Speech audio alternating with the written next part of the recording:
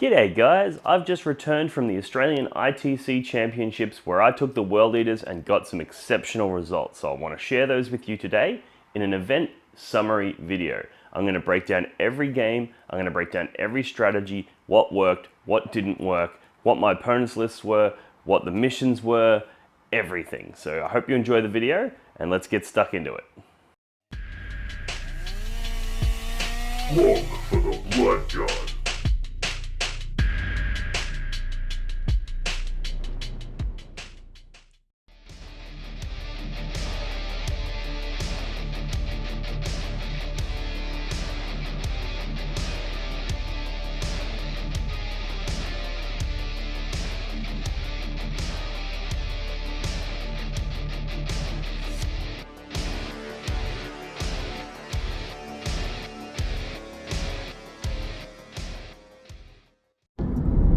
G'day guys, I'm on the road headed to the airport so that I can attend Uprising, which is the Australian ITC Championships for 2023.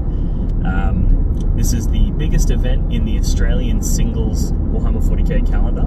So generally gets between like 220 to 250 players, and it's growing year on year. So this is one of the biggest events in Australia, one of the most important events, and yeah, I'm really excited to be heading down there to get some games in with the world leaders. And you would have seen in a previous video, I broke down the 5 different lists that I was tossing up between. So what I wanted to do in this part of this video is just talk a little bit about the list that I selected, why I selected it, and then talk about some of my sort of expectations and hopes from this event, because obviously there's a lot going on and a lot to discuss, and I want to basically take you guys on the journey with me, and then I'll also be doing updates from each round and discussing that as well to sort of let you know what worked and what didn't work with my world leaders list. So that's what we're talking about today.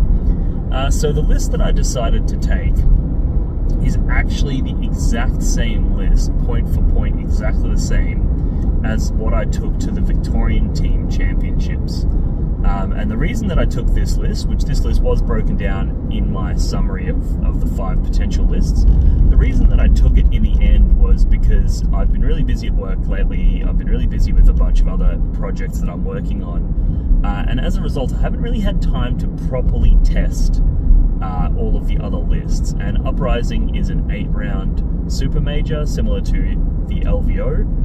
So I didn't want to submit a list for an 8-round event that I hadn't properly tested. You know, that's what I use the little RTTs and even sometimes like GTs for, is to test out different ideas. And I simply hadn't put in the work that would make me comfortable submitting one of those other alternative lists. Whereas this list, I took it to the Victorian Team Championships. I did really, really well. I only lost 1 game there. And it was against Chaos Knights, and I've played them a bunch of times since, and I've won each round, so I'm relatively confident into that matchup.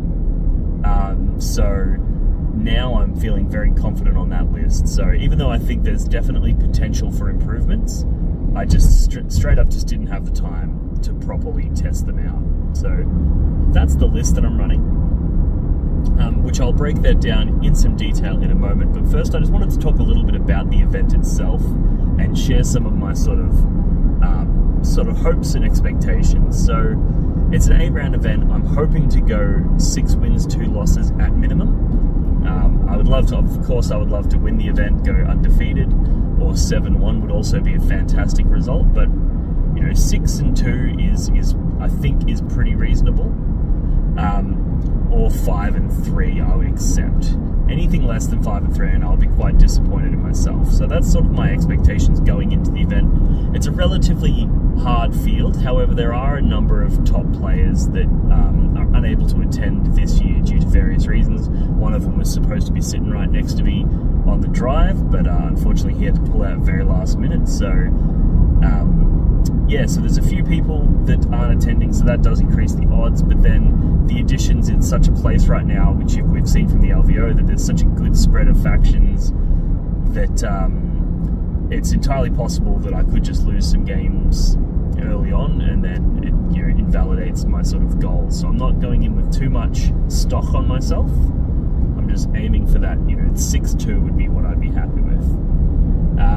But one of the main reasons that I'm attending this event is actually more from a Team Australia perspective. So I'm captain for the World Team Championships Team Australia this year, and this event being one of the biggest events in Australia, held in South Australia, it attracts people from all over Australia. So it's an amazing networking opportunity for me to go out for dinner with the boys from all around Australia, meet all of the people who have applied for positions on Team Australia, get to know them a little bit, give them an opportunity to ask me any questions that they have, that sort of stuff. So my number one priority is actually all about networking and all about engaging with the Australian community at large. That's my primary motivation for this event, and so that's primary. That's my goals. That's my sort of hopes and dreams. They are doing a pod after round 5. I think they said they were podding it. So once you basically, after round 5, your results, if you're in the top pod, can't really get much worse than they currently are. That's going to be interesting. Similar version to the LVO, but obviously being a much smaller event, they don't have to be as aggressive with their podding system. So getting into that top pod, that top cut, that would be nice. But we'll just wait and see. So now let's talk about the list. Now the list itself is, I've gone through it before, so I won't go into too much details. Basically what I'm going to do here is just lay out the units, lay out the list, and then I'm going to talk a little bit about the specific things about this list that differ from the typical meta list. And there's not many, so it shouldn't be too long, and then we'll get into the rest of the video. So the list is Angron, Khan the Betrayer, Master of Executions with the Berserker's Glaive, a second Master of Executions with the Favored of Khorne, and Lord Invocatus. They're my 5 characters. Then we've got 2 units of 10 Khorne Berserkers and a unit of 10 Jackals. We've got a Rhino.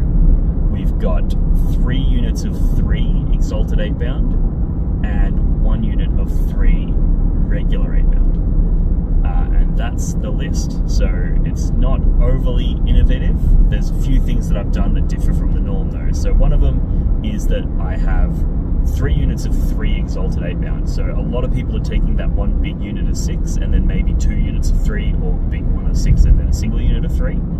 I've opted for the 3 units of 3, and that is simply because one of the weaknesses that I have experienced with the World Leaders is you often don't have good trading pieces.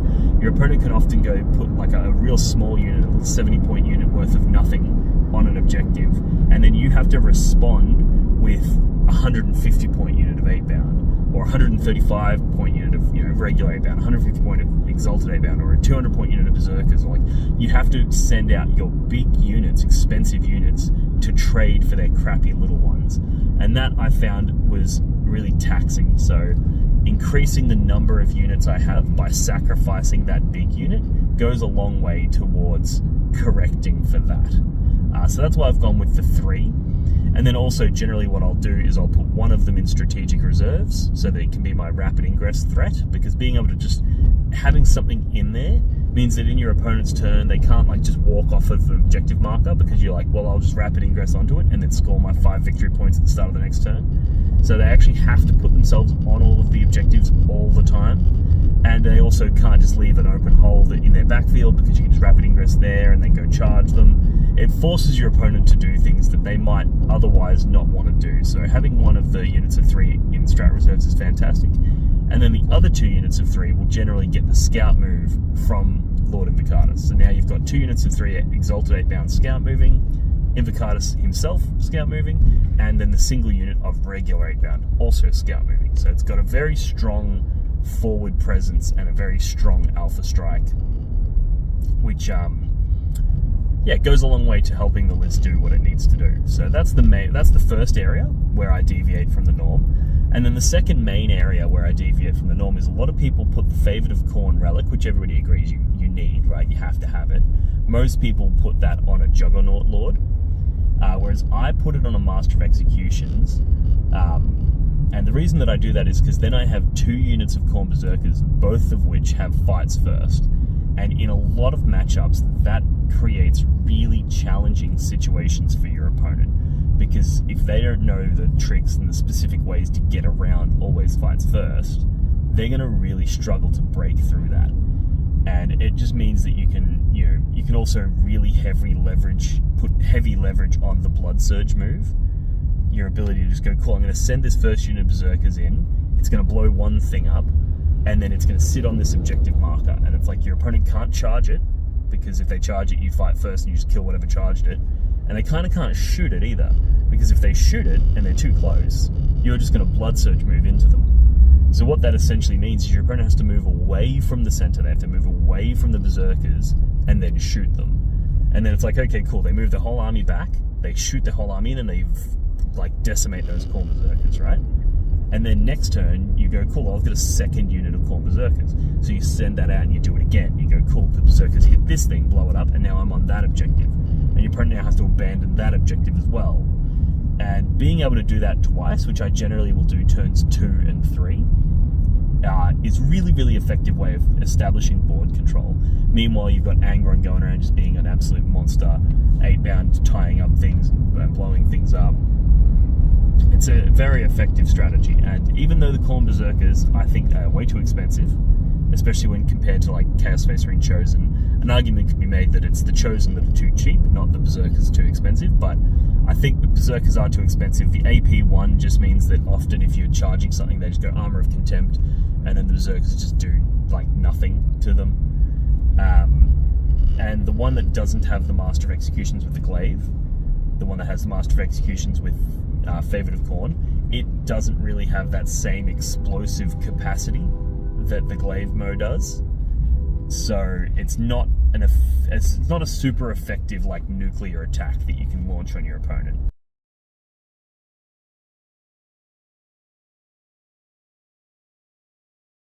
One of the things you will notice about Warhammer 40k tournaments in Australia is that they're held in all the major cities, but all of those major cities are really far apart because of how big the country is. So generally speaking, if you want to go to a tournament in another city to play against players that are new and fresh and have a different meta and a different outlook on the game, you gotta jump on an aeroplane.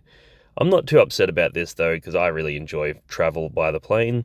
I really enjoy driving through the cities and checking out the different sites, etc. as well. So it's actually something that I look forward to. It's just, it's disappointing because it's quite expensive and a little bit prohibitive, so it makes it a little bit harder. But the Australian ITC Championships is definitely one of those events that's worth traveling for. And it's one of the big ones on the calendar. So I live in Melbourne, which is the capital city of Victoria, but we had to drive to the airport and fly to Adelaide, which is the capital city of South Australia. It's a relatively small city, but it's quite beautiful. It's very green, very luscious, very nice. The people are amazing. So yeah, so traveling to South Australia was the component of this trip that was really fun and exciting. So I thought I'd just, in the middle of talking about the tournament, I thought I'd share this travel trip, bit of a view from the plane here. But yeah, with that being said, let's get into talking about some 40k.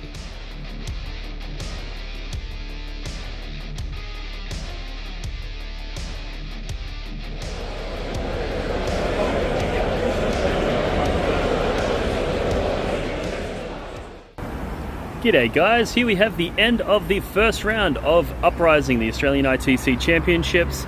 I just played against a lovely bloke running Orks. I've already gone through my list, I'll go through his. He had 2 units of 5 Storm Boys, 1 unit of 10 regular boys, a unit of 10 Commandos. He had a unit of 3 Death Copters. He had a battle wagon with flash gits inside of it. He also had a bunch of Squig Hog boys with the character Squig Hog Rider, war boss dude. He had Mazdrog or whatever, the really big Squig Hog guy on the white shark looking thing. What else did he have? He had some Gretchen. He had a war bike boss. And I think that's about it. He had Badruck, who was leading the flash kits. Really cool list. Had a lot of power. And basically we deployed. We had a table quarters deployment, and it was the mission, I think it's called Supply Drop, where the objective markers disappear, vanish throughout the course of the game. I got first turn, and he failed to use his infiltrators to screen. Instead of screening with them, he put them off to the side, the commandos, which meant that with my first turn, I was able to get a unit of Exalted 8-bound to charge one of his units that was screening all of his other stuff. Got Angron to also charge that. Fought first with the Exalted 8-bound and killed that infantry unit, which then allowed Angron to pile in to fight and destroy one of his units of Squighog boys, which he didn't expect coming. So I basically used the puncture maneuver, the puncture wound strategy that I talked about in my 5 combat tips and tricks, where basically he tried to screen me out, but because I was able to fight with the 8-bound first, clear the screen, and Angron had declared a charge, therefore was able to fight, therefore was able to pile in and killed the thing that my opponent thought he was protecting. So that really did shocked my opponent that I had that trick. And as a result, I did just a massive damage to him in that first turn. Then he basically threw everything he had at Angron and failed to kill him. So there was a really clutch CP reroll on a save there, which saved Angron's life. And that resulted in me getting a massive win, because then Angron went on to kill more things, jump into his backfield, gets behind enemy lines, and it was an absolute blowout from there. So yeah, it was a real strong start to the event. The takeaways there was that my opponent really could have taken advantage of using his infiltrators to block out those 8-bound early in the game, and because he failed to do that, I was able to just do what I wanted to do when I wanted to do it, which is something you just simply can't let World Eaters players do. Like, if we're allowed to run a rampant, we will. Got really lucky with Angron a few times. He also had some really, really good saving throws, which was frustrating. Oh, he also had a unit of Grot tanks, that's right. Which they're pretty cool. And to move within 9, they can move 6 inches away, so that makes them quite challenging to sort of pin down. But yeah, it wasn't enough for him. So yeah, strong start to the event. I'll keep you guys updated as the games go on, and no doubt throughout the course of the event the games are going to get harder and harder and more complex, so my summaries will likely be a bit more involved, but this first one, relatively straightforward, combat on combat, and I had the advantage. So that's the round 1 done. I'll chuck the scores up on the screen now, and yeah, let's get into round 2.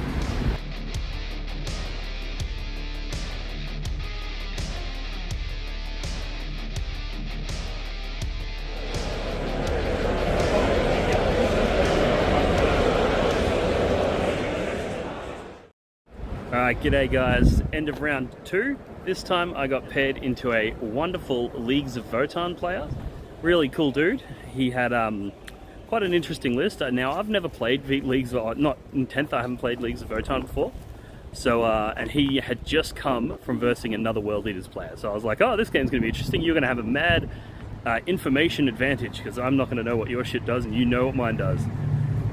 So we basically went straight into the game.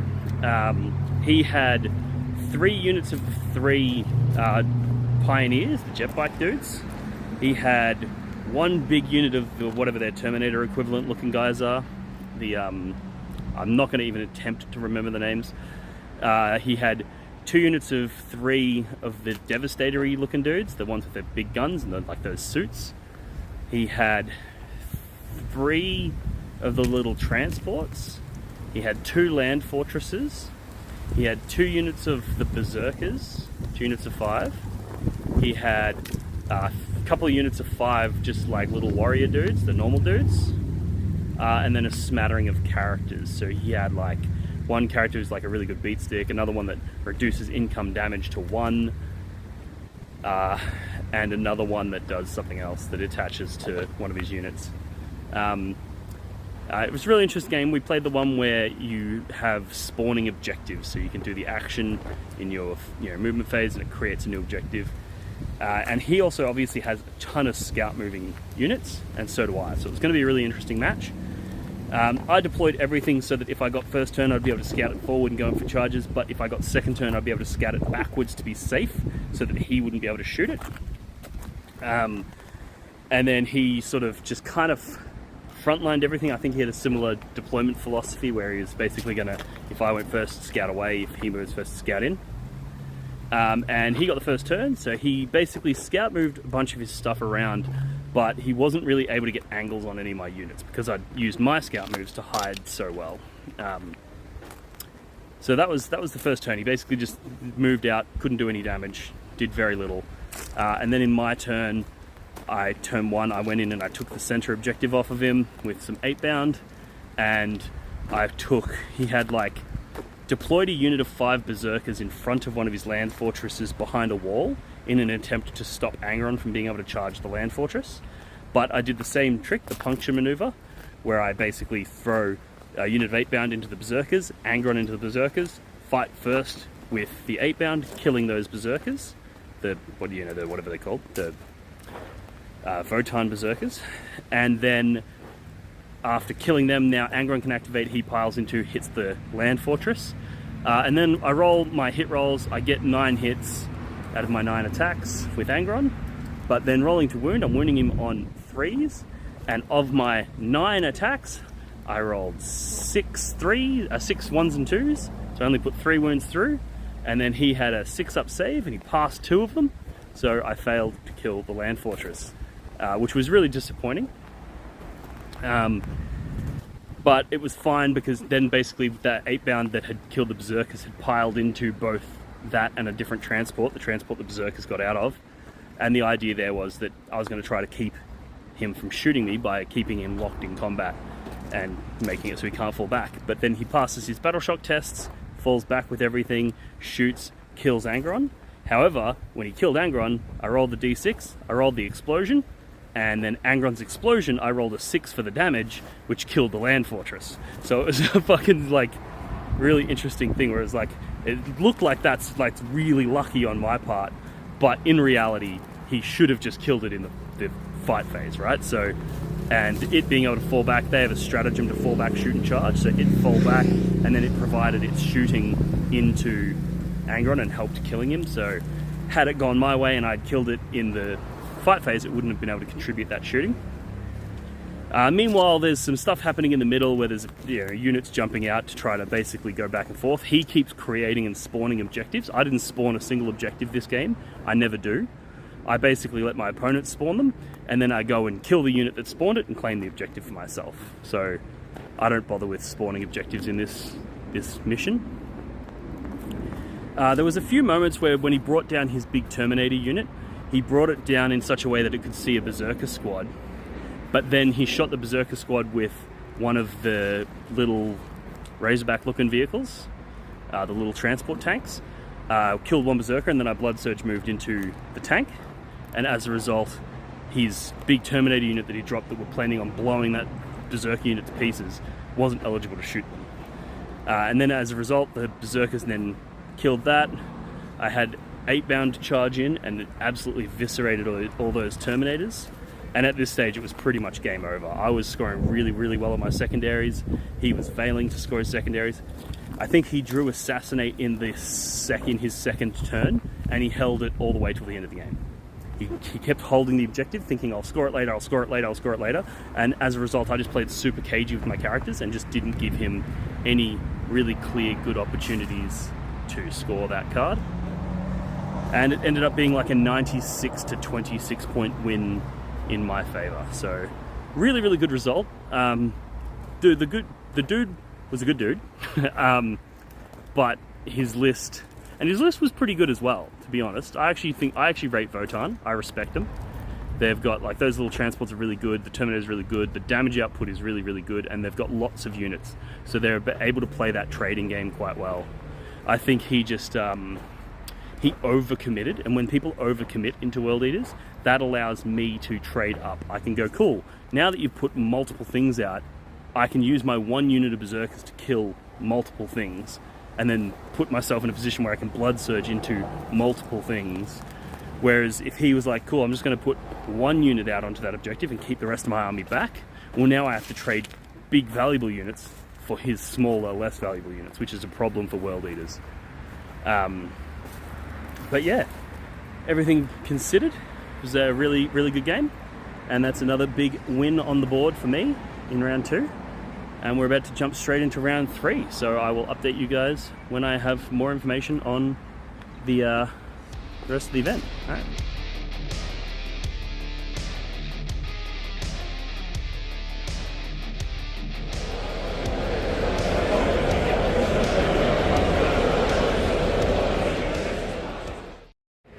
There we have it, lads, the end of round 3, day 1, done and dusted. And my round just now was against a lovely bloke, good friend of mine, Josh Pope. He's one of the local South Australia boys. He plays on their state team, and we've never had an opportunity to play each other, but we've played at similar events before, so I know the bloke, and I've always looking forward to playing him. He was running Chaos Knights. He had an interesting Chaos Knight list. He had 6 War Dog Carnivores.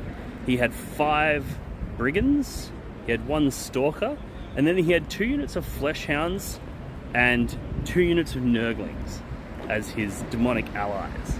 So yeah, really cool list. Chaos Knights are typically, in my opinion, quite a hard matchup for the World Eaters, because the thing about Chaos Knights is they have so many trading pieces. Each one of those units has OC8, so they can just throw it out, take an objective off you, and then you have to respond with something, and you have to respond with one of your few units, right? Which means it's very hard for the World Eaters to get the advantage, because every time that they put something out, I have to waste one of my valuable pieces, and I will just run out of pieces over the course of the game. That's typically my experience when versing Chaos Knights with the World Eaters. However, this game didn't play out like that at all. In this one, basically, he got first turn. So I used the scout moves from Invocatus, the Exalted 8-bound and the regular 8-bound to hide, and I just hit everything, so he couldn't do any damage to me on the first turn. He did throw 1 Carnivore into a unit of Khorne Berserkers that I had staged up relatively close, but I had Angron hidden behind them, and I had the unit of regular 8-bound behind them as well. So when he's thrown the Carnivore in, I've gone to cool, I get to fight first with that unit of Khorne Berserkers. I took lethal hits from the Blessings of Khorne, and basically with the reroll hits from Angron, the reroll 1s to wound from the 8-bound, I killed that Carnivore with ease. So in his first turn, he sacrificed 1 Carnivore, which is 1 valuable trading piece, and achieved nothing. And then he moved pretty much everything else up, but one of the mistakes that he made was he deployed everything on the table. And generally speaking, when you're playing Chaos Knights into World Eaters, you need to make it so that I can only ever hit 1 knight at a time. If I'm able to hit multiple knights, that gives me a huge advantage, because it takes away that trading game advantage that you have. So he basically threw two onto a bunch of objectives, and then in my turn I was just like, yep, cool. I send in 8-bound, go kill that Brigand, the Exalted 8-bound, go kill that Brigand, the Berserkers go in and kill this Carnivore, Angron goes in and kills the Carnivore and the Stalker, and then the other unit of Berserkers killed the other Carnivore. It was absolute bloodshed. He also misplayed his Nurglings and Fleshhounds, because what he did is he had them nearby to his Knights. And what that meant was I was able to do things like throw Angron into Nurglings and a unit of 8-bound into Nurglings, right? And there would be a Carnivore nearby. And then I'd throw, so that would be 1 charge that I've set up. Then into another charge would be like the Fleshhounds, which I'd throw Khan into, and then I'd throw the unit of 10 Berserkers also into that Fleshhound, but behind that is another Carnivore. And then I'd throw just 3 Exalted 8-bound into a 3rd Carnivore. Fight first with the 3 Exalted 8-bound, kill the Carnivore, and then he can't interrupt because none of his other Carnivores are within engagement range, so they're not eligible to be selected to fight. Then I'd fight with Khan the Betrayer, kill the Fleshhounds. Then I can fight with those Berserkers because they made a charge. They could pile into that Carnivore and hit it and kill it. And then he still can't interrupt because the 3rd and final Carnivore is still not within engagement range of anyone. So I fight with the 8-bound, kill the Nurglings or whatever, and then the other unit of Berserkers goes in, or Angron goes in and does his damage. So I was able to leverage his demon allies to my advantage, which is something that you obviously want to try to avoid. So it ended up being a 100-point win to a 33-point loss for him. So a really, really strong win for me, which is a great way to round out the 3rd round of the event, and gives me a solid undefeated track record for day 1. And yeah, so we're about to head out to the pub for some beers, and talk about our games and catch up with the boys, and then I'll hit you guys back tomorrow with round 4.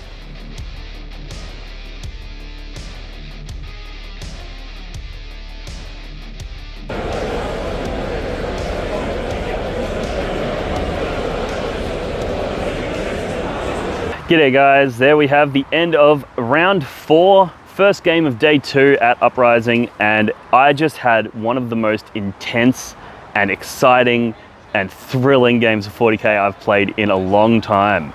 So I was up against a bloke named Rowan, really good guy, and he was running a Tyranid Vanguard detachment. So he had, I don't know Tyranid monsters very well, so he had like a Maliceptor, an Exocrine, he had 2 units of warriors that both had primes in them.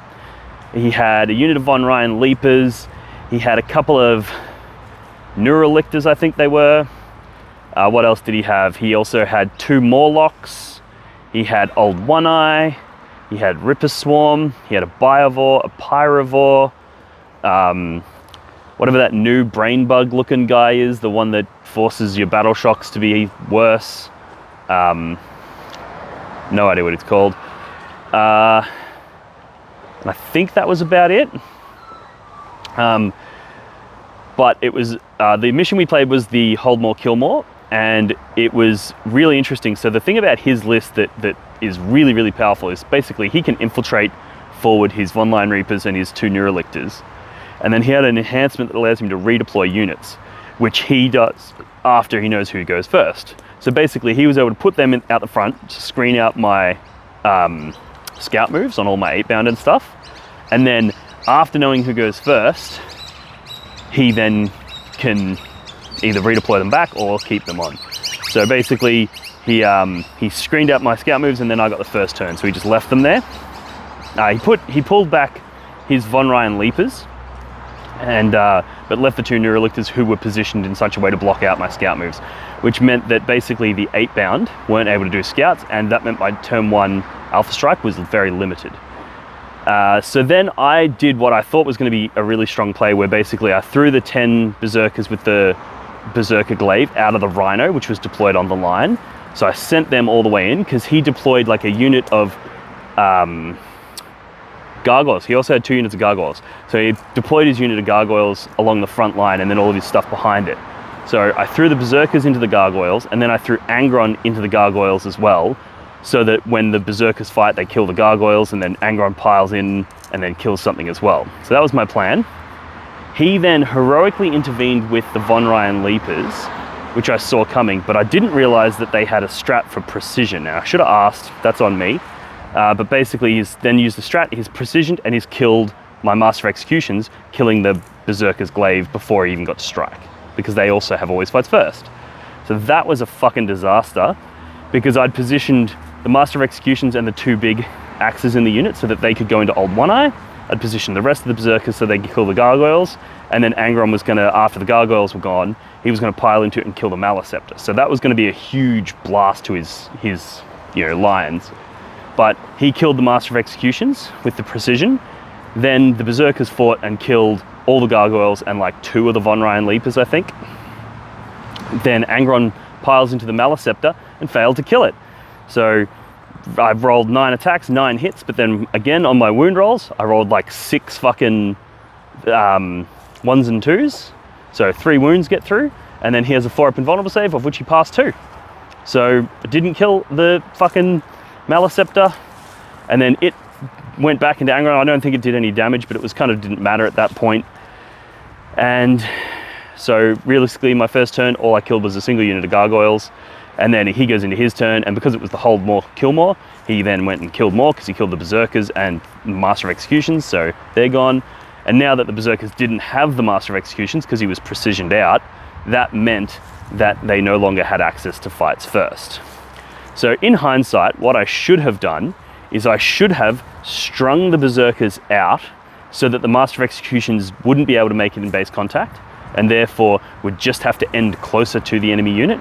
And then I could have used that movement to put him behind a ruin where he couldn't be seen and therefore couldn't be precisioned. And that way, even if he does go in, he kills a couple of Berserkers with Von Ryan Leapers, it doesn't matter. I can still then go kill all the gargoyles and still have that berserker unit in his front line with fights first, which is generally one of the ways that I wield the berserkers. So that turn 1 was quite devastating, to be honest. But you know, it wasn't all over then. And then he then, on his second turn, at the start of my second turn, when I was about to score all my objectives, he did the Shadow in the Warp. And every single unit in my army, except for the Rhino, was battle shocked. So that meant all of my 8-bound, so I had 2 CP at this point, because I'd cycled one of my cards out, so I'd generated an additional CP. So I was looking to do a combat interrupt, a counter-offensive, I think the stratagem's called. But unfortunately, all of my combat units were battle shocked, so I couldn't. I did, when I killed a unit in this phase, so he then charged a bunch of stuff into Angron, killed Angron, but then Angron exploded, which did a whole bunch of damage to him. And I spent a CP in an attempt to resurrect Angron, which failed. But I then used that instead to get fights on death, because I didn't roll the triple sixes I need, but I did roll like 2 6s and 3 5s or something like that. So I put fights on death, and I was like, yeah, here we go. So he's going to charge everything into me. That's okay though, because I'm going to fights on death. And because when Angron exploded, everything was wounded, I was like, the fights on death, all I need to do is get a couple, and that'll stop him from getting his kill more. But I only made 1 of the 4-up rolls on the 3 units of 8-bound that he charged, and the berserkers. Only 1. I think he shot the berserkers. Either way, I failed to do anything relevant with the fights on death. So I was like, wow, that's another massive thing going against me. I'm really up against the grain. So now I've lost a unit of berserkers, I've lost all my 8-bound, I've lost Angron. All I've got left is like jackals, 1 unit of exalted 8-bound in deep strike reserves, and then the second unit of berserkers with Khan and the other 8 other Master of Executions. So then we go into the next turn. I was getting really lucky with my card draws, so I was actually on points, I was actually keeping up with him, but I was losing a lot of my stuff, and I was like, it's going to blow out at the tail end of the game. So I sent Khan in. Khan tanked a whole Exocrine's shooting, which was really cool, but then he charged a nearby Rhino with his Morlock, blew that up, and then the explosion from the Rhino killed Khan, which was really disappointing. So I had to spend a command point there to sticky that objective, and that was annoying. Then what else happened that was interesting? I think it was turn 3, I resurrected Angron. And I had so many attempts at it, and I kept rolling 2 6s, but no, like, and everything else, whatever. And then I'd like use berserkers and jackals to re-roll it and not roll 6s, and then use my enhancement to re-roll the whole lot and roll 2 6s again. And I'm like, wow, I've rolled plenty of 6s, just not enough at once. But I eventually got Angron back, which actually brought me back into the game in a real serious way, because at this stage, he had lost any real capacity to deal with Angron. So I then, Angron came in, I rapid ingressed him, he went in and killed an entire unit of warriors, including a character, getting me an assassinate point. Why the fuck are you doing that? Don't do that.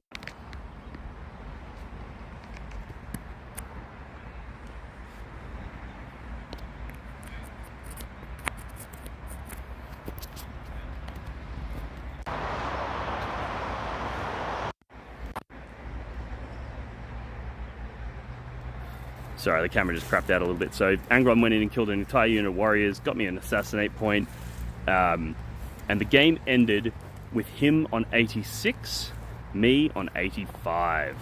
So it was my first loss for the event, hopefully my last loss for the event, and it was a really, really close nail-biter of a game. So yeah, really exciting.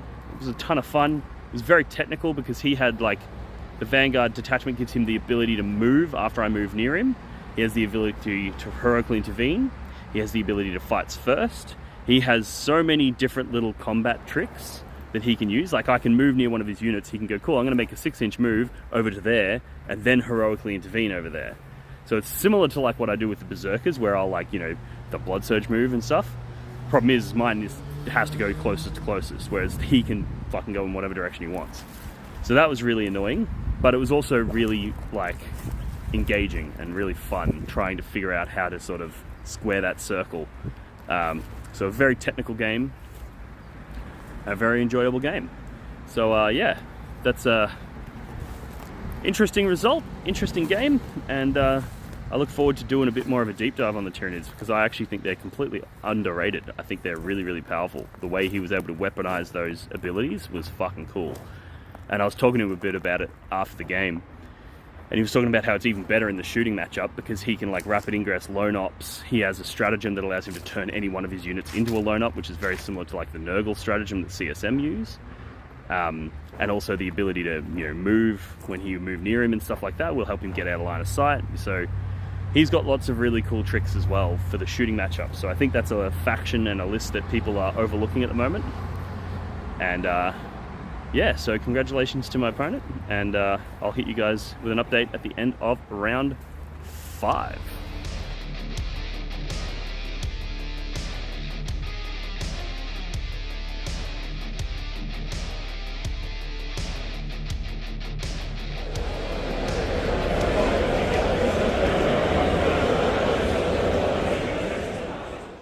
Alrighty guys, there we have the end of round 5 at the Australian ITC Championships.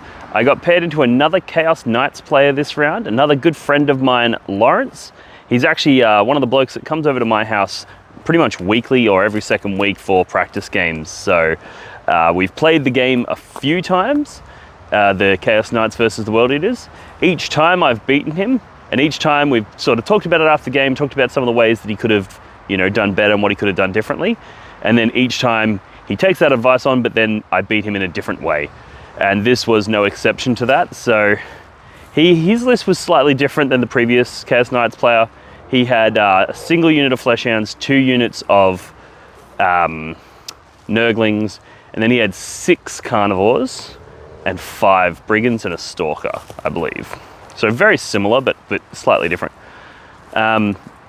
And the mistake that he made here was he allowed me to get a turn 1 charge with Angron into 1 Carnivore, and then a turn 1 charge with the unit of Berserkers and the regular 8-bound into another Carnivore and a Brigand. So I was able to kill all 3 of those in the first turn because he didn't have the command points for an interrupt. So we were playing long deployments, and it was the one where you get to place the objective markers wherever you want. So I made sure to place them as best I could in a cluster, so that he would have to put all of his knights nearby to each other in order to hold the objectives, which gives the World Eaters a massive advantage, because obviously Angron, the 8-bound, the Berserkers, all of these have the capacity to kill multiple knights if they can get engaged with them. So yeah, I got first turn, I went in and killed those 3 knights and then piled into another one with the Berserkers, and then in his turn he wasn't able to fall back, so I fought first there, nearly killed that 4th one, and then he basically went in and tried to kill Angron. He failed to do much damage at all in the shooting. He kept rolling 1s to hit with his melter guns, and the chain cannons just weren't doing the work, so he didn't do enough damage to him in shooting.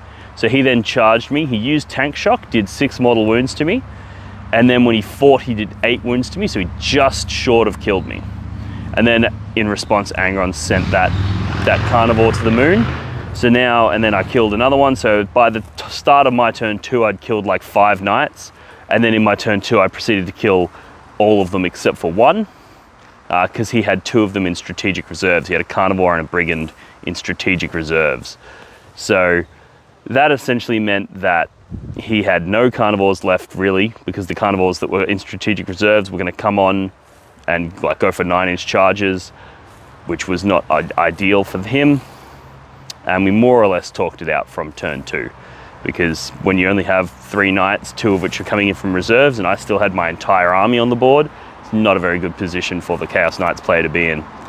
And yeah, so that more or less sums up that game. That's round 5. So I'm now on 4 wins and a single loss, and that loss was only by a single victory point, which is really annoying because it does ruin my track record, but it's fine, it is what it is. And we'll be going into round 6 shortly, And then depending on the way that the other rounds end up, I might make the top 8 cut. So there'll be 4 undefeated players, and then of the remaining players, you get put into the top cut based on, I think it's your opponent's strength. So of the people that you versed, whoever versed the hardest people is going to get their way into that top cut. So we never know, maybe I'll make the top cut, which will be cool, making it into the potential to go in and win the event, because that top cut then essentially plays an elimination. So there's still a very slim chance that I can bring the win home, but we'll have to see. And obviously at this stage of the event, it's getting pointy, the games are getting tougher, so it is what it is, and I'll update you guys when I have more information.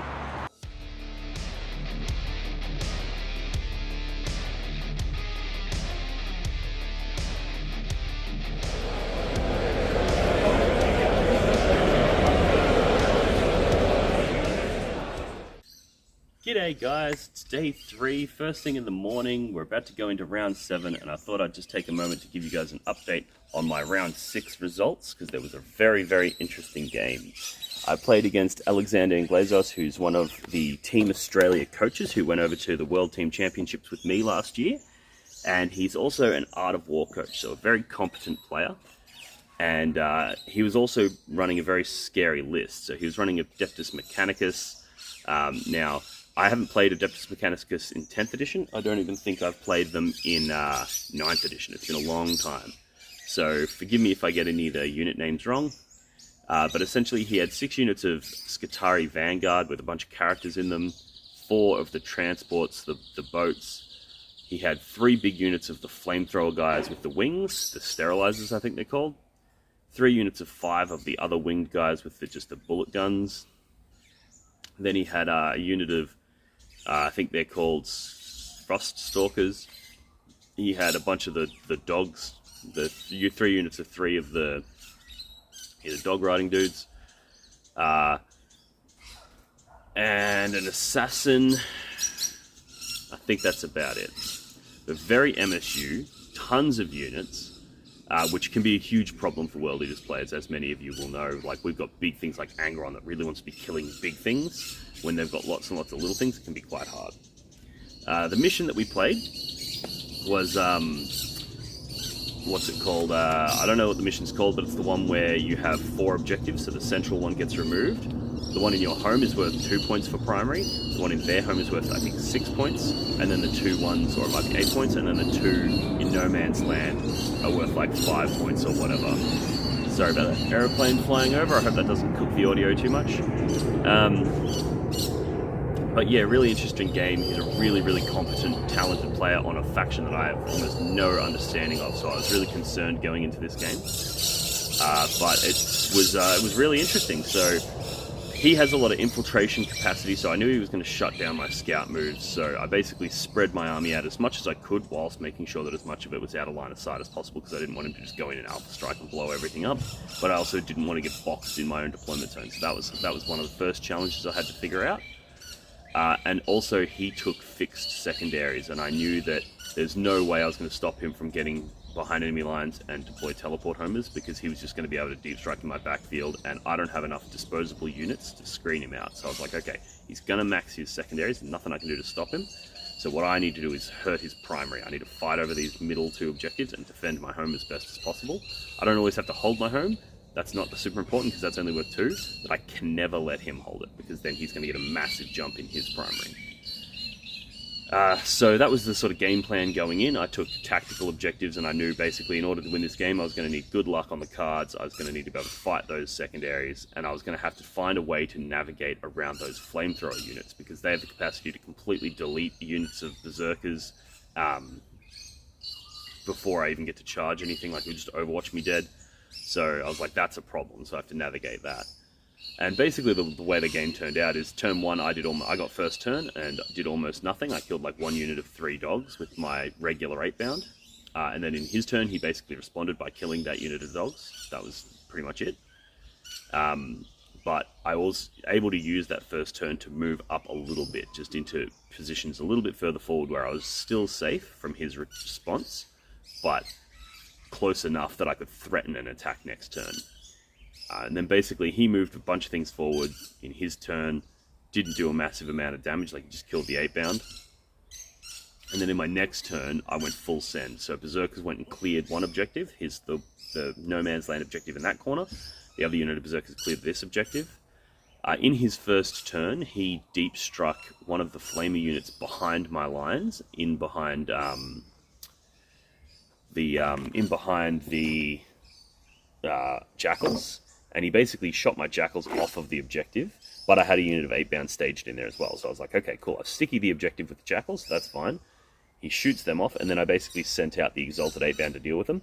He overwatched the Exalted 8-bound, killed one, and then the two that made it in more or less minced that entire unit of Flamethrower dudes. So that was one of them dealt with. Then, because he used the Overwatch there, I now knew that I was fine, so Angron went out into the other one, wiped that out, and Berserkers went into the third, and more or less wiped that out. So I think his mistake was presenting all three of them as valid targets in the one turn, because that allowed me to actually deal with them. Whereas if he just put one out each turn and then used that Overwatch on that one and then lined up another one and used Overwatch again and then again, that would have made it really hard. So now that I'd effectively dealt with all three of his Flamethrower units, it was a much easier game because now every unit that he had left didn't have the capacity to completely wipe out a Berserker unit in a single activation. And because they didn't have that, that meant Blood Surge became really, really powerful. So I basically positioned one unit of Berserkers completely encircling one objective, one completely encircling the other. Angron's in the middle, and he moved everything up like he was going to shoot the Berserkers. Then he remembered about Blood Surge, so he asked if he could basically take his entire movement phase back. And I was like, yeah, man, sure, like that's fine. So he basically just moved everything back so that he was like, 9 or 10 inches away, so that he could shoot them. And then he was thinking, you need, on average, you're going to need 3 Blood Surge moves to make that 10 inches. But first Blood Surge move, roll a 6. Second Blood Surge move, roll a 6. So now I've just tagged everything after he's killed like 3 Berserkers. And it was kind of really hard for him from that point onwards because I'd basically blown up a bunch of stuff with that in his turn with the Blood Surge move. And then that allowed me to then charge other stuff in the next turn. And I did that with both units of Berserkers. So basically just absolutely crippled his capacity to get that primary. I took his home objective, which meant that I got a huge up on on the primary there. Also stopped him from scoring his primary. And I was massively ahead on primary. However, he was massively ahead on secondaries because I basically conceded that he's going to get all 40 of those points. And I was at the mercy of the tactical cards. I got really lucky with those tactical cards though.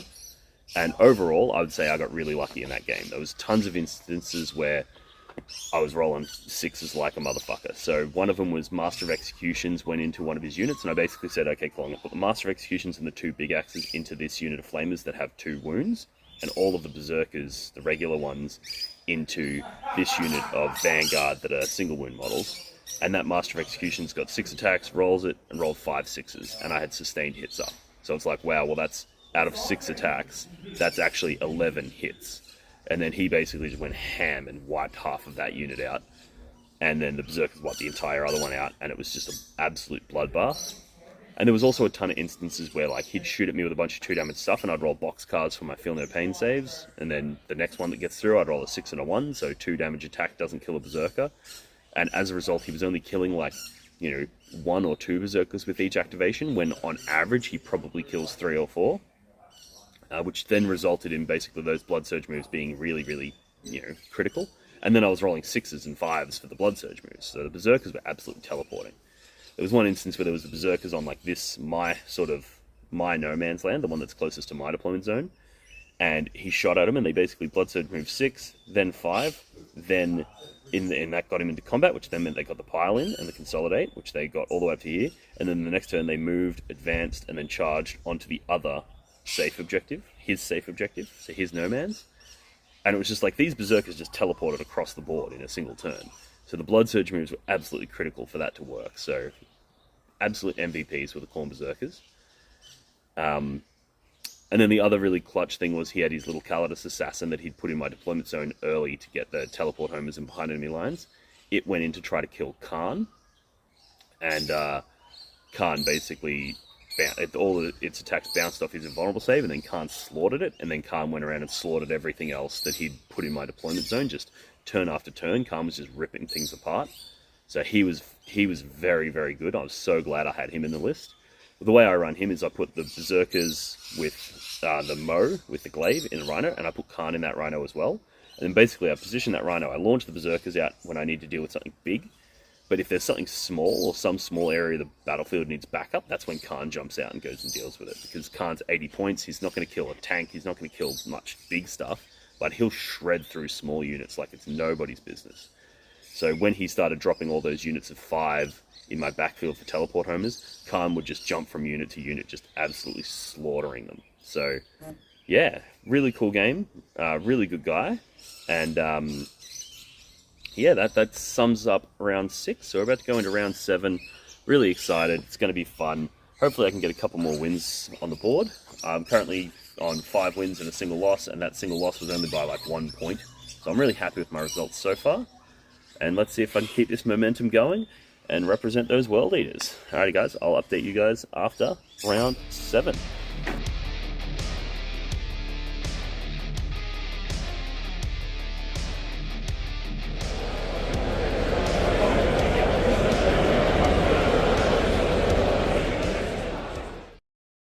Alrighty guys, there we have the end of the 7th round of the Australian ITC Championships. I just played into a absolutely legendary fella, and he was running Death Guard. Now this was a really interesting matchup. He had 3 rhinos, 2 of them had units of 10 plague bearers in them, and 1 unit had a unit of 5. All of these had characters in them. Then he had 2 plague burst crawlers, Votann, a unit of 10, a unit of 6 Terminator dudes, Death Shrouds I think they were, with a character in that as well. So real character heavy list, and it's almost a mirror match because it was a Primarch and a bunch of infantry. He had Terminators, I had 8-bound, I had Berserkers, he had Plague Bearers, so it was a very interesting game. And also, all of those Plague Bearers have a combination of the ability to fight first, the ability to make me neg-1 toughness and neg-1 to my saves. So it was actually, they're just as deadly as Berserkers in combat. So it was a real interesting sort of cat and mouse game of who's going to charge who's going to do what, how are we going to get around that fights first, because we both have access to it. So yeah, it was real wild. The objective we got was priority targets, so just 5 points for each no-mans you get, and then at the end of the game 15. And this is actually one of my least favorite missions as a Worldies player, because often at the end of the game I have nothing left. I've generally damn near tabled my opponent, but I have nothing left on the board, which is more or less what happened in this game. So basically I was playing real conservatively. I deployed where he wouldn't be able to effectively draw lines of sight into me to shoot, and I was playing outside of his charge range. And then basically I was just hiding back and then trying to contest the primary, trying to stop him from getting those 10-point primaries. And then I was waiting for an opportunity to do a big go turn where it's like, cool, if I charge multiple things, yeah, he gets to fight first, but if I've got 3 charges happening, he'll fight first with one of them, and then I'll activate with the next one and kill that, and then so on and so forth.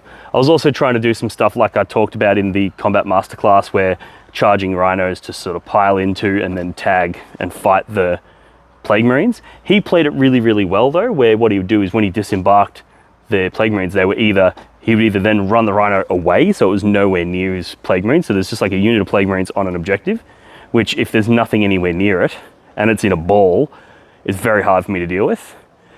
Or he would disembark it and then he would wrap the rhino so that there was no way that I could declare the rhino as a target of the charge, and therefore I couldn't charge the rhino and then pile in. So he played it masterfully. And we ended up getting I think it was a 95-point win to him and an 80-point loss to me. So relatively close. At the start of the game, I was like, oh, have you played Worldies before? And he's like, yeah, I've played it 3 times this event and I got 100-point wins into all of them. So I was like, okay, he knows how to play the matchup. He knows what he's doing. And he's like, yeah, he's like, I definitely win. I'm definitely going to beat you. And I was like, okay, chill out, mate. Let's play it. Let's see how it goes. And it turns out he was right. But it was much, much closer than he expected. Angron did amazing work. there was one real clutch turn that didn't go my way. It was like I said, there was that turn when I went in with everything, and basically I charged a bunch of single man units of 8-bound because he'd whittled them down with Plague Burst crawlers. So I charged a bunch of them into one unit so that when he fights first with that unit, most of it's going to have to hit these 8-bound that I don't really care about anymore. And then the Berserkers went in hard there. And then basically I did it so that the Berserkers would get to fight that unit, and then the Master of Executions with the glaive and the 2 big heavy chain glaives in the unit would all be able to go into Mortarion. And then I used the stratagem for +1 to wound, so I was going in and I was just going hard. I also took sustained hits that turn, so that I was like, the damage on this is going to be phenomenal. This should kill Mortarion, and it barely scratched him. It did like half of his damage. So I rolled poorly with the Master of Executions, didn't roll any devastating wounds. He rolled really hot on his 4-up invulnerable saves, and the Master of Executions just bounced off Mortarion. And then the 2 big chain axes did bugger all as well. And as a result, Mortarion then cleaved his way through that Berserker unit. So that sucked. And that sort of cost me the game in a lot of ways, because then Mortarion was free to go off and do everything else that he needed to do. He also threw one of his rhinos just like straight up the guts, straight into my backfield. And because it was an empty rhino, I didn't have the disposable damage to kill it, but I also didn't have anything that could go back onto that objective and contest it, because he was able to kill the jackals with the Plague Burst crawlers. So that meant that he took my home, which was really, really annoying, because even though during the game it wasn't worth anything because it's only no man's land objectives that we were scoring, it did mean that every time I'd get like extend battle lines, I couldn't do it because I had nothing on that. When it got, he had one turn where he got deploy teleport homers and capture enemy outpost, and he just had this rhino sitting there. So it was like the rhino does all of his secondaries, and I had to, and then the rest of his army is just free to do damage, just focus on doing damage. So yeah, there was a bit of luck that went his way. Not a lot though, not enough to complain about, like it was fine. But there was a few things that, had they gone differently, had I killed Mortarion, I would have then had a whole bunch of units left that would have had fights first. And he also had Overwatch, which was an absolute pain because every one of those units has like 5 flamers that are all like 2 damage. And because of his contagion range, he's reducing my toughness and reducing my armor save. So he was just shredding through me with the Overwatch, and there was not much I could really do about it. So I think if I played the game again, I probably could win it. There was a few things that I could have done slightly differently, but all in all, pretty happy with the way it went, and it was a pretty good game. He did death clock out at the end, so we had a chess clock going, and we both at the start of the game said that we both want to practice on chess clocks a bit more, so we were both pretty hawkish on the clock. But he timed out and I still had like 30 minutes left. So I just let him sort of finish his activation, and then we were like, yeah, well, we agreed at the start that we were gonna, do the clocks, which is not a fun way to end a game, but in the spirit of, learning how to use the clocks, we agreed, yeah, 100%, like it is what it is. So yeah, even if he did get the extra time, he wouldn't have got much more points. It might have gone from that 95 to 80 to like, a 97 or maybe 100 to like 75. So it's not that big of a deal. But yeah, so that's round 7 done. So now that puts me on 5 wins, 2 losses, which is unfortunate. We'll go into round 8 and hopefully I can bring a win so that I can go 6-2, which is sort of what I was hoping to do in the first place. If I get another win though, I'm pretty happy with that. So yeah, I'll hit you guys back with a summary in a moment.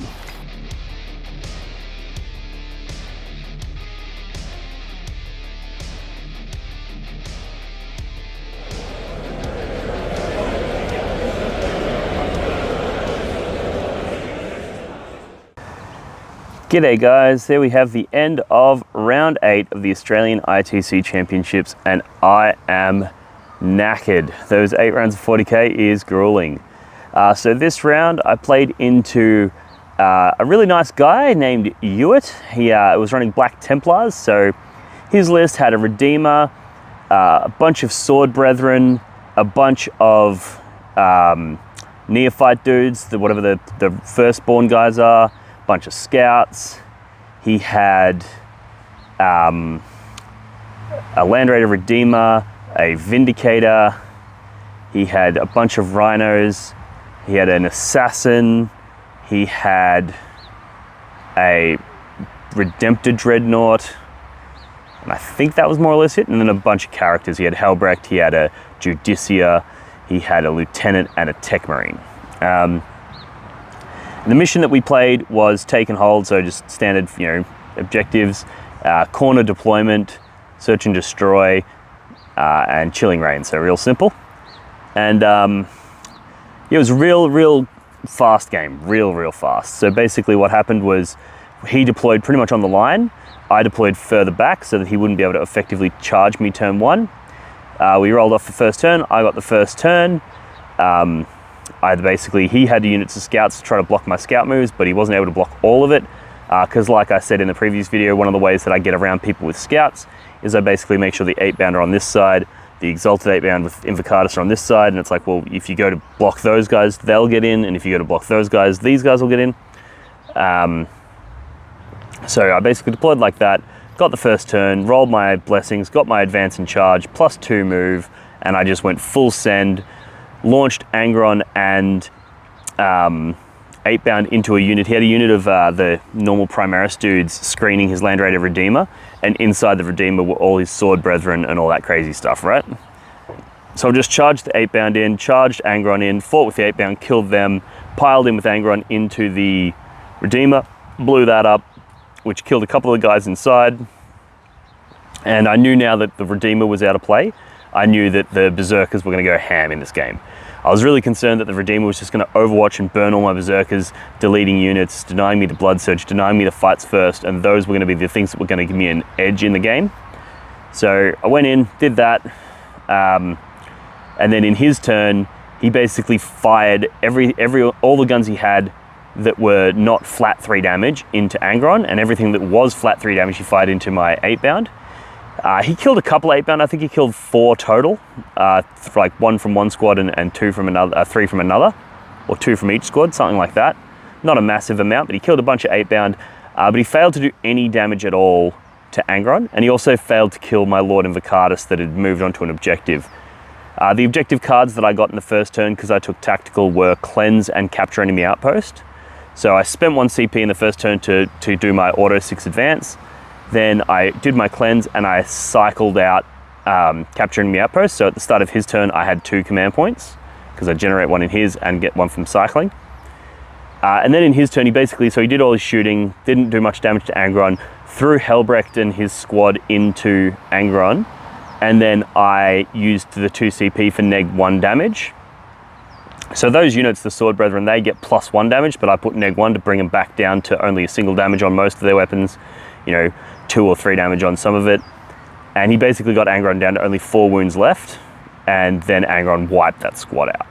So he basically, at that point, he was like, well, it's the bottom of turn 1. Angron's still alive in his deployment zone.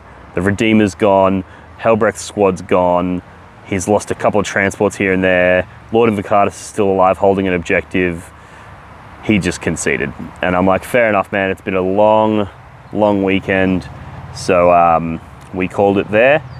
And now it is time to go check out how the rest of the event's going, check on the other players.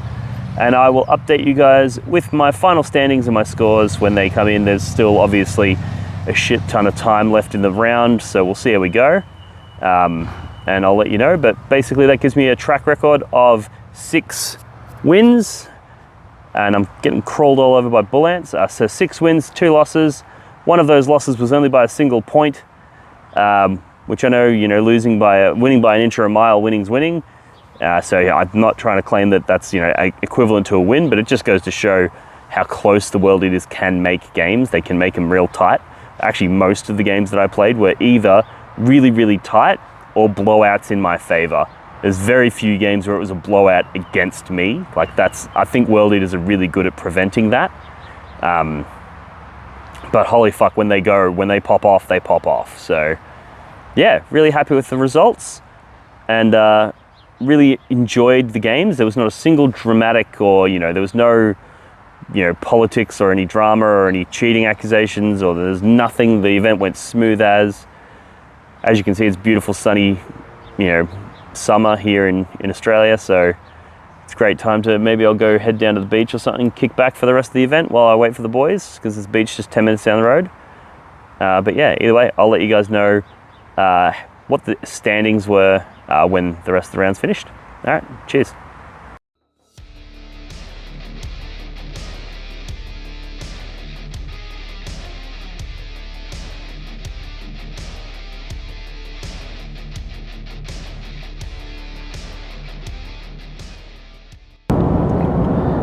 Alrighty guys, there we have the end of Uprising, the Australian ITC Championships. I'm currently driving home. It's nearly 2 a.m. It's a fucking long weekend, but it was an absolute blast. I had an amazing time. I ended up placing 12th overall out of 240 players, I think it was, high 230s, which I'm pretty happy with that result. I got 6 wins, 2 losses, pretty happy with that result. I had 8 amazing games. There was no drama, there was no challenges, there was no angsty people. It was fantastic games. Really enjoyed all of them. And so yeah, overall, massive success. One of the games that I lost was into the bloke who proceeded to come second. And the other game that I lost was into a bloke who came 4th. So the people that I lost to, very clearly competent players, so that's always a good feeling when you know that the people you lose to go on to do amazing things. And one of those games was only by 1 point, and that was to the guy who came second. So I'm pretty chuffed with those. I also won Best Sportsmanship for the event, which was fantastic, so a little bit of a recognition there, the fun that we had with the other players. So I'm that guy at a tournament that you always hear laughing his head off. I'll laugh when my opponent does something epic. I'll laugh when I do something epic. You know, I get a bit jovial with it, a bit carried away. I like to make jokes and memes and have a bit of fun on the tabletop. So it's good to see that people appreciated that. And then the other thing that I won was Best in Faction World Eaters for Australia in the 2023 ITC season, which didn't come to me as much of a surprise, simply because I've been exclusively playing World Eaters for the entire time. So when you do that, that definitely increases your probabilities of winning those faction awards, because I just had so many events. I didn't have any particularly standout amazing results with the World Eaters. There was a couple of tournaments that I placed relatively high at, a couple of smaller tournaments that I won, but that just consistency throughout the year really showed off. And yeah, so just to round this video out, I just wanted to talk about a couple of highlights. So I put out a video recently about my top 5 picks for powerful combat tricks, powerful fight phase tricks. And of all of the events that I've attended, this is the one where I felt like I was firing on all pistons. You know, I was performing really well, I was executing those tricks really well, and that was really rewarding.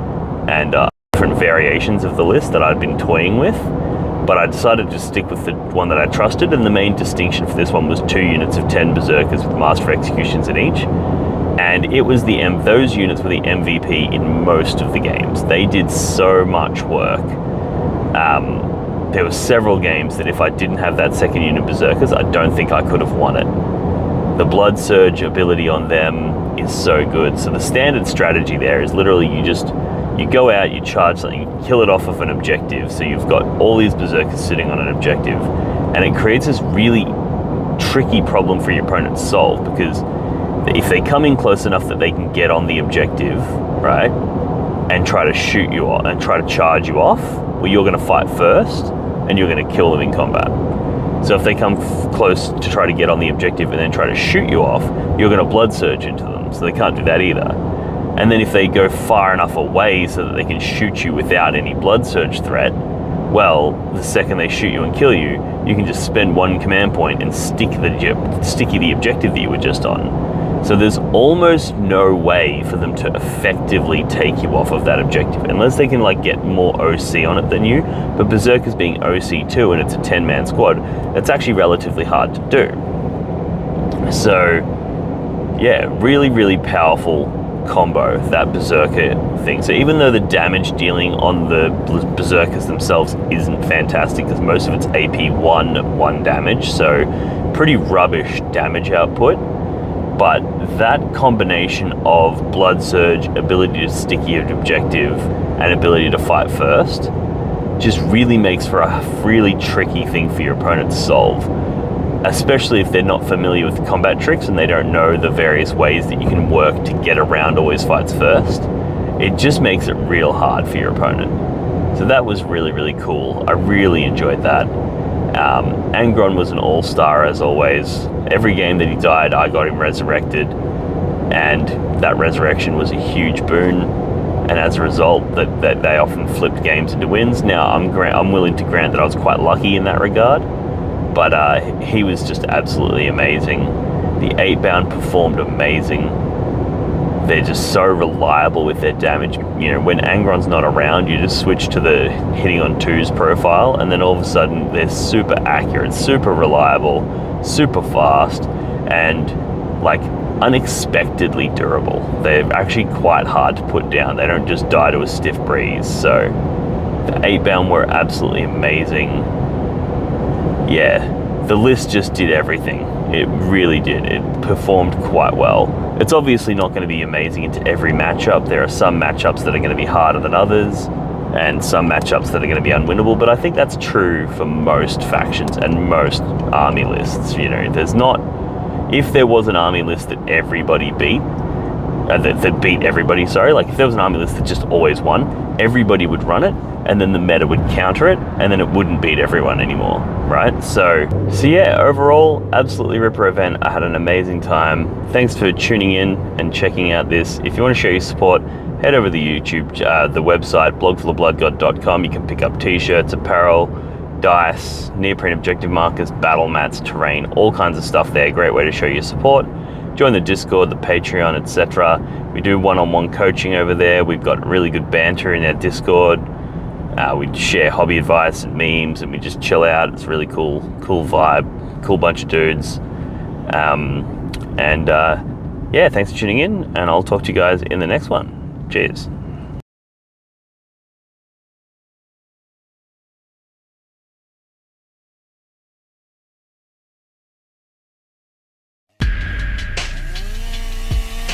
Walk for the Blood God.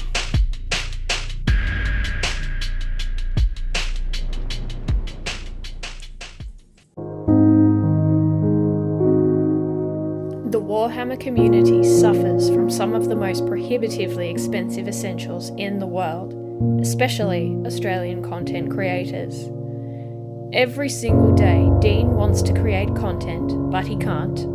Suffering from old, worn-out brushes, expensive model kits, and costly software and equipment he can't endure much longer. Just look at this dirty paint water. Would you drink this? Would you let your child?